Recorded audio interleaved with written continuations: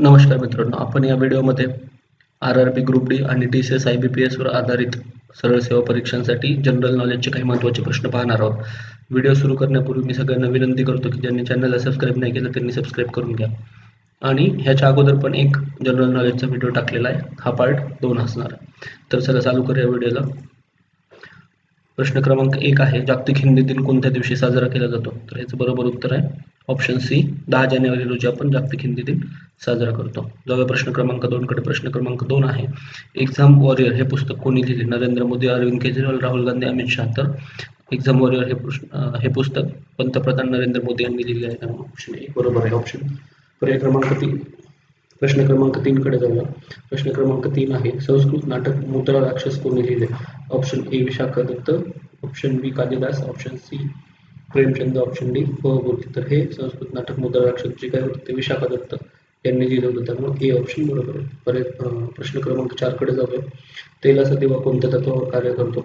ए केशिका क्रिया, बी दहन, सी अपवर्तन, सी डी आसंजन. तर याचं बरोबर उत्तर आहे ए केशिका क्रिया. कॅपिलरी ॲक्शनवरती ते तेलाचा दिवा कार्यरत असतो.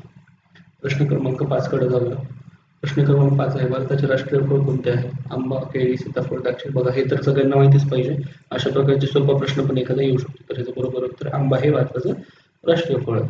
प्रश्न क्रमांक 6 कडे जाऊया. प्रश्न क्रमांक 6 आहे, भारतातील हरित क्रांतीचे जनक कोण मानले जाते? A doctor Verghese Kurien, B doctor M S Swaminathan, C Norman Borlaug, D Rajendra Singh. तर याचं बरोबर उत्तर हरित क्रांती डॉक्टर एम एस स्वामीनाथन हे. आणि इतर जर श्वेत क्रांती विचारलं तर त्याचं उत्तर वर्गीस कुरियन यायला पाहिजे, त्यामुळे याचं बरोबर उत्तर आहे ऑप्शन बी डॉक्टर एम एस स्वामीनाथन. जाऊया प्रश्न क्रमांक 7 कडे. प्रश्न क्रमांक 7 आहे, भारतात संविधान दिन कधी साजरा केला जातो? 15 ऑगस्ट, 26 नोव्हेंबर, 26 जानेवारी, 14 एप्रिल. तर बघा संविधान आपल्या भारतात 26 नोव्हेंबर 1950 पासून लागू झालं, त्यामुळे 26 नोव्हेंबर म्हणजे ऑप्शन बी याचं बरोबर उत्तर आहे. त्या दिवशी आपण संविधान दिन म्हणून साजरा करतो.